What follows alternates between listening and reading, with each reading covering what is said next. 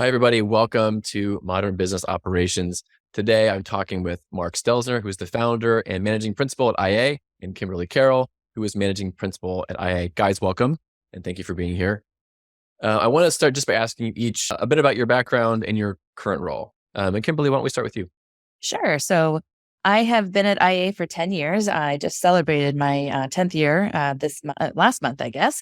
And I have been in the HR transformation business for about 25 plus years, not only HR, but HR, finance, IT. So I kind of have wore a lot of hats throughout my career. Founded my way to IA, which I was very lucky to do, and have been here just looking at transformation across different industries, different companies, and different sizes of companies. So it's been a pleasure doing this work, and I love it. Great. Mark, how about you?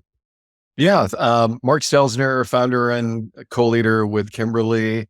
What a 10-year period, huh, my friend? It is so good to be with you. And Kimberly is fantastic, has supported some of our most complex and interesting transformations. But I have about 3 decades of people transformation experience, have covered every geography, vertical size that one can imagine, and have the good grace of co-leading this wonderful firm with Kimberly and working with, honestly, some of the most interesting brands in the world. So good to be here talking with you, Seth. Thank you.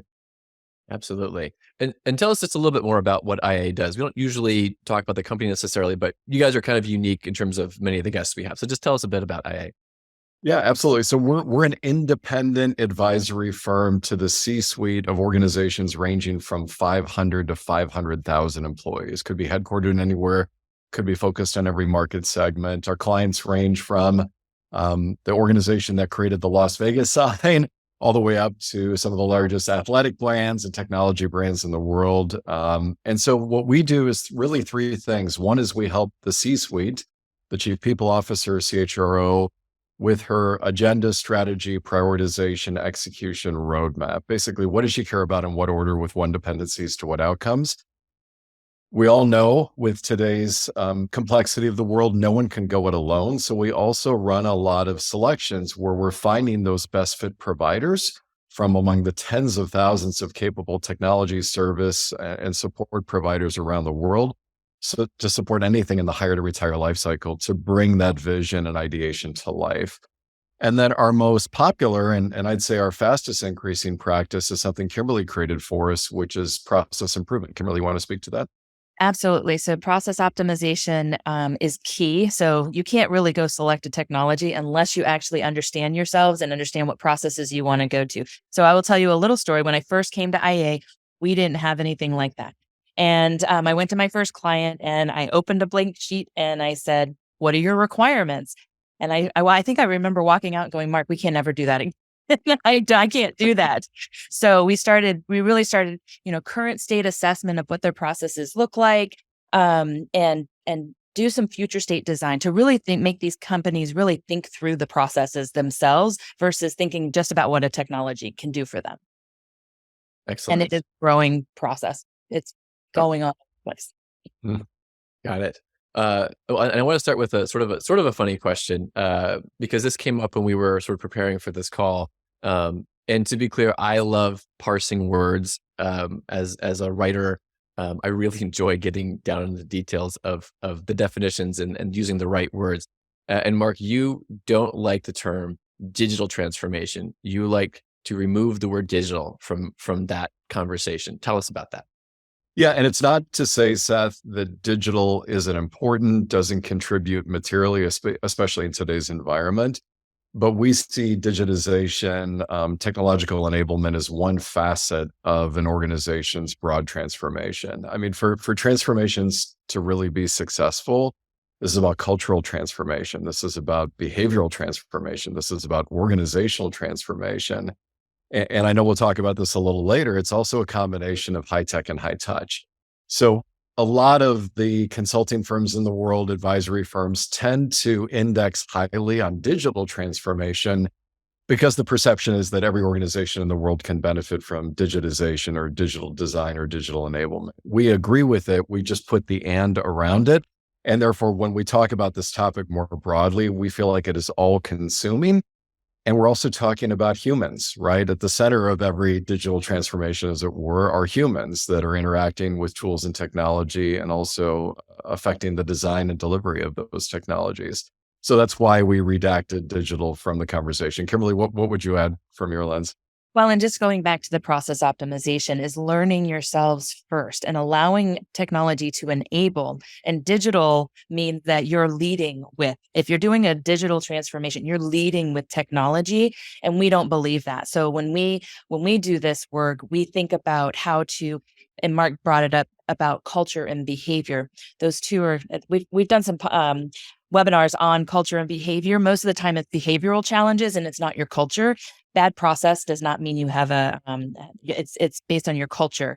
So we want to uncover that before you go out and select technologies. We've had clients where their first thought was, well, we have system limitations. We need to move to something else. And that's their transformation.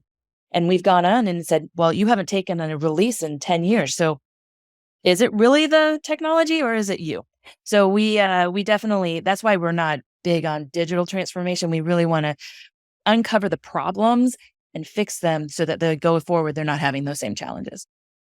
That's great. And that's, that is very much what our company has come to at Tonkean, is the people first idea. And in my past work, as a journalist focusing on AI, it always came back to that, every time. If you take people out of the equation, the technology doesn't make sense and it doesn't actually work. It doesn't function properly if you don't take that people first approach. So I love that, that is your approach as well.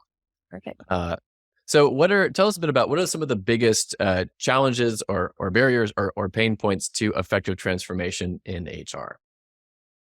I think foundation. I mean, people. Yes, Kimberly. We've had some very challenging moments and worked with some very challenging and super interesting boards of directors of some of these amazing organizations.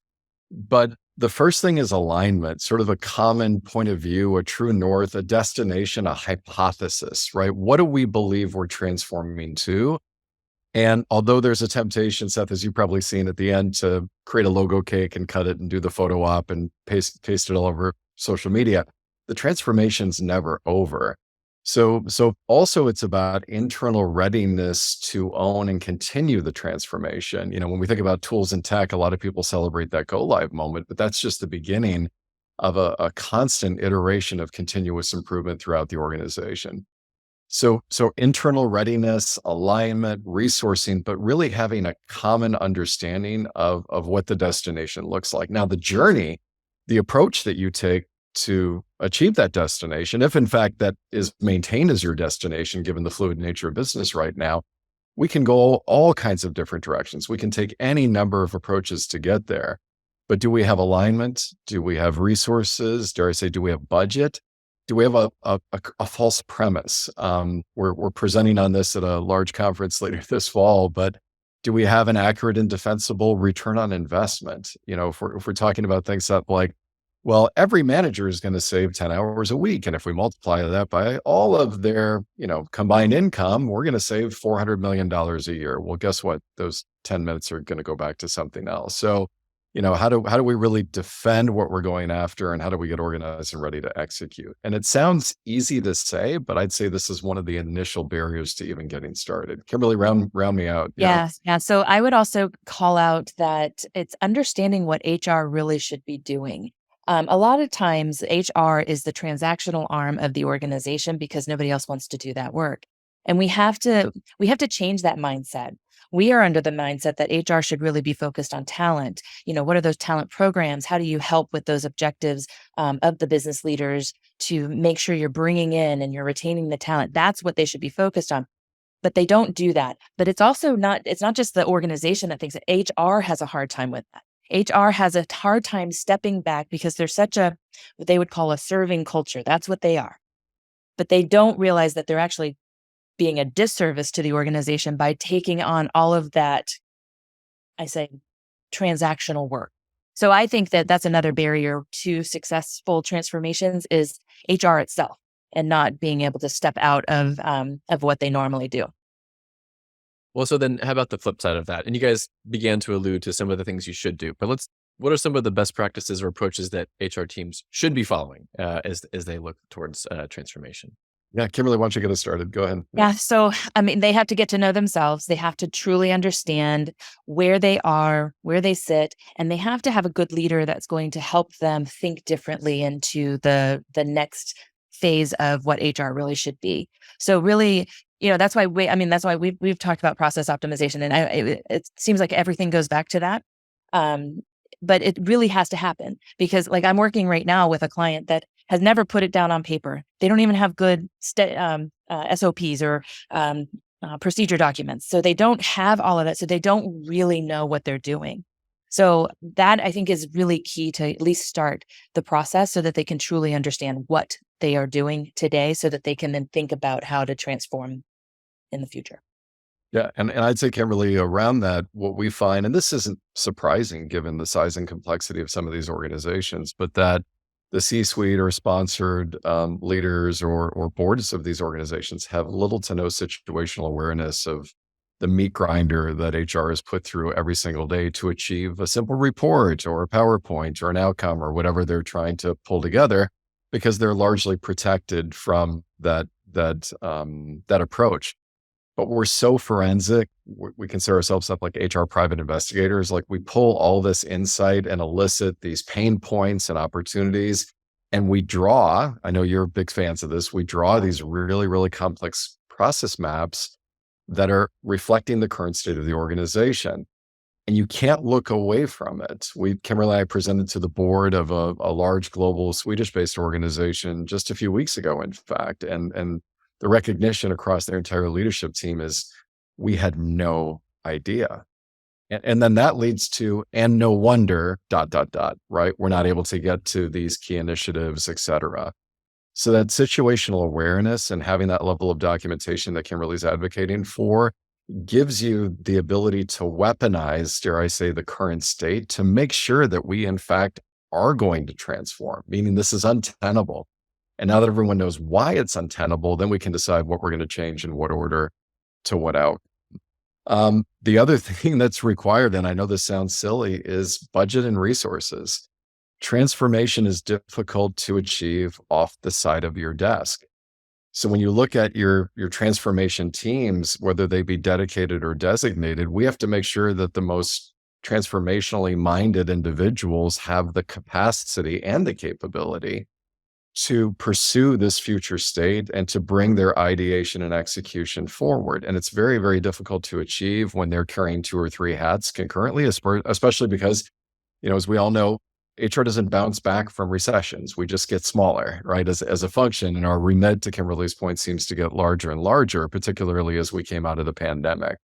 So if we can see who we are, if we can define who we want to be, if we can align the right internal and external resources, and we can provide an accurate level of funding, we have at least the foundation for success. And I think that's a great place to start. And I think it's always worth reiterating a couple of things you said about the plight of HR. How it's always there's never enough HR professionals, and they're always asked to do so much. And how that team, that staff never seems to grow, only shrink, right? And when you've been fortunate to be in an organization with really, really good HR people, I mean, I work with one now who's just fabulous, and I never understand how she pulls it off, and I think it must be really hard. Yeah. And no one knows, right? Because they just handle it with grace and aplomb, and it gets done. And it's certainly an underappreciated a role for the most part. Yeah. And Seth, maybe to that point, honestly, that's why no one can go it alone right now. I mean, if you just look at here in the States, like our legislative and regulatory environment and the speed at which things are changing, for good or bad, depending on your point of view. If you're a medium or large size organization with employees in a wide variety of locations, it is virtually impossible to stay abreast of everything that's going on in that environment, just to be compliant, just to the foundation of basic compliance. And although you can't outsource the accountability, you can share the risk by working with capable third parties who can absolutely provide you with the data, the intelligence, the execution, the tooling to make that wonderful HR business part there that you're referring to that much more successful, because she's in a position of having the undergirding of these large, formidable providers that can give her that sanctity and protection and information. Kimberly, it looks like you were going to add something as well, please. Yeah. Oh, no, I wasn't. I was just listening. Okay. Okay. Just some good active listening there. That's right. Yeah. I've learned that throughout my career. Right. Exactly. So I want to start talking about tech debt a little bit, but I want to preface that with a clarifying question. We've talked a bit about leading not with tech, leading with people. But I want you to just be very clear with the listening audience. What's the difference between being tech enabled versus being tech led? So tech enabled is that you are knowing what you want the technology to do. You have a point of view about the processes that you want to be supported by technology. So you go in with a point of view, and that system or that technology is now configured or enabled to be able to support your point of view. Tech enable or tech led means that you're just taking whatever the technology does, and it's putting in your processes based on how you have deployed a or how you have bought a technology. And what we have seen with our clients is as soon as they do that and they don't have a point of view of their processes, they start building processes around the technology.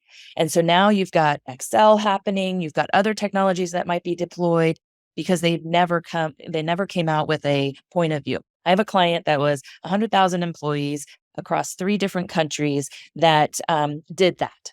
They just deployed a technology. And then, 5 years later, they're like, well, why are we spending so much money? And that was because they had all of this other technology that was coming into play because they never did that work ahead of time. So that's the difference between tech led and tech enabled. Perfect. And to the point of tech debt, then what we see is, and shame on that provider and their system implementation partner, frankly, because it's easy to take the money and just deliver and not push back. But the reality is you're doing your clients a terrible disservice. So the notion of tech debt then is, have we achieved the ROI that was promised by the technology? Number one, right? Was a codified and defensible business case created, and have we gone back and audited the achievement of that business case? And did we exceed, fall behind, or fall way below, frankly, expectations, which is unfortunately the commonplace. We were brought into that particular client after all of this happened to sort of clean things up and get them back on the right track. So one facet of tech debt is, did you get to your original ROI? The second facet of tech debt, we're leasing these tools. And organizations are innovating at a relentless pace, which is super, super exciting. There's new capabilities within the released features and functionality that you've already bought, let alone new capabilities emerging every day from every provider across every corner of the world. But the problem is organizations are often struggling with the organization and absorption of that innovation. So those release notes are not being consumed. Everything that can be turned off is left off. And you can get just as behind in the cloud as you were in the old on-premise days, or you pre-bought SKUs or capabilities that you never turned on and you thought you would. So you've started to incur this debt, which is a high percentage of the licenses, right? The fees, per employee per month, per employee per year, SaaS-based, whatever it may be. And you're not getting that. So the cynicism that then grows, and we see at the C-suite, is there is logically a moment where someone questions, why didn't we achieve what was promised? And then from an ongoing run rate, from an OpEx standpoint, why do we continue to spend this amount in this category with this provider, and to what outcomes? And are we taking advantage of it? And one manifestation we see is people plug in all these surrounding tools and technologies because they're not even situationally aware of the wonderful and increased capability that the existing tooling could bring forward. So that creates a massive amount of tech debt and, frankly, perception management issues as you roll up and down the organization. And the only thing I would add to that is that because organizations, we've asked several of our clients, how much are you spending currently? Do you even know how much you're spending on payroll, or do you even know how much you're spending on HR? And they can't answer the question because it gets hidden. It gets hidden in a G&A line item and they just don't know. So once you actually start asking that question and they start uncovering what it really is, they're paying 2-3 times what they should be paying. That's when they actually start the transformation. That can be one of those catalysts for the change to actually really look at it and move forward and change the way they're thinking about it. One question that I have, especially that covers your expertise, where you work with companies of such massive different sizes. When you're a few people on a team, you're running a startup, you can kind of muscle things through. Like, you don't really have to refine your processes because there just aren't that many. But every time you add more people or more layers to your organization, right, it's just orders of magnitude more complex. Every little tiny thing becomes larger and larger. I just wonder, are there profound differences between, say, that company of 500 versus that company of 500,000? There can be, but size doesn't mean complexity. That's the thing, is there can be some small clients that have some real complex processes that they've had to enable because of not just technology, but because of lack of knowledge too. I mean, I think that that is most of the problem. Is even small startups, they really should be thinking about it, because as you grow, you don't want to grow your operations. You don't want to grow your HR team and your payroll team to be able to support it. So that's the perfect time to kind of almost avoid transformation in the future, because you're actually looking at those processes and putting them in place. But I don't want to say that a small client is easier, a large client is bigger. I mean, that's just size and complexity from a size perspective. It's all around the thought process and how they're managing. Like, I'm working with a client right now that's one of my smallest clients, but they have a pretty large HR team supporting them, more than they really need. But it's because now I know why, because now they have a ton of manual processes that they're all having to manually do. And they have some complexities in their business model. So I think it's more business model driven than just size for their complexity of the company. That's a very interesting insight. That's fascinating. I hadn't expected you to say that. So that's good. I like a good unexpected answer. Oh, Um, good.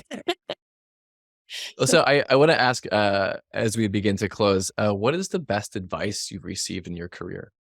It's for it. for me, it's, and Kimberly knows what I'm going to say. It's from my wife, who I absolutely adore. I'm the dumbest person in my house, including my 2 dogs. And so my wife said to me years ago, this notion of showing up by being both interested and interesting. So think about that just in the context of everyday life, let alone your work life. Being interested means you've taken the time to do the research, to understand, to have active listening, to ask really good, deep and detailed questions, to show a level of fascination and intrigue with both the people and the organizations you encounter.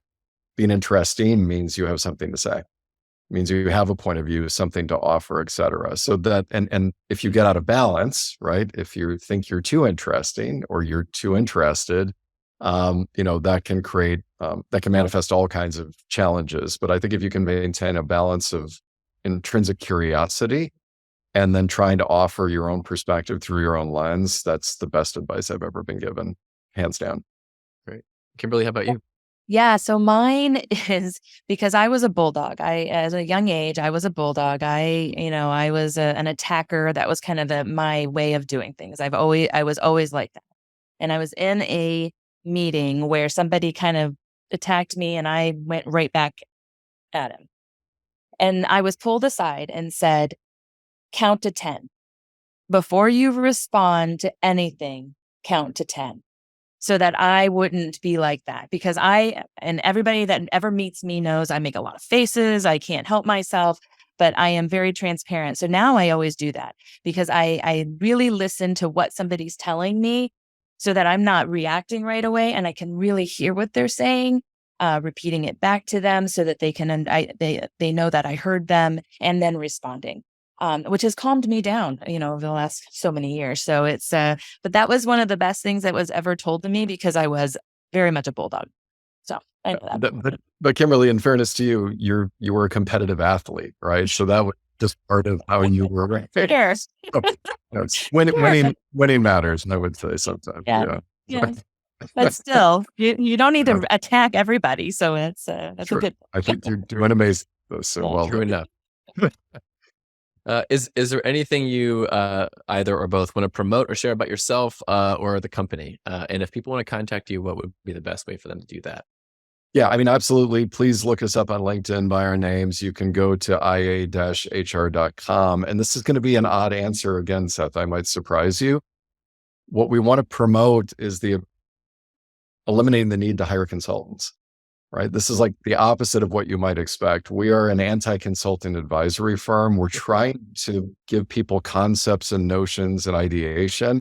And we come into our engagements at the very beginning with the intent to leave through knowledge transfer and long-term enablement, because we're trying to eradicate this codependency on consulting firms, which we used to be leaders in our respective organizations and have to hire firms, and sort of the ethos of sticking your fingers in and holding on for dear life for as long as possible is counter to us. So listen to what we've had to say. Hit us up with any questions. We love to just visit with people and learn about their opportunities, challenges, and successes. And continue the conversation, like continue to engage on the wonderful questions that you posed today. We just think we as a community need to engage with one another, and all the answers are there as long as we ask the right questions. So Kimberly, what would you add? Yeah. So I just a quick little story is I hated consultants until I met Mark. I mean, it wasn't a thing I liked. I wrote a whole article on this was not the job I was ever really looking for. Because I always hated being in an organization. We'd hire a consultant to come in and say exactly what we had been saying. So our main focus with our clients is, of course, to build relationships and lasting relationships, just so that they have somebody to talk to. But it's also to stand beside them and actually just amplify their voice.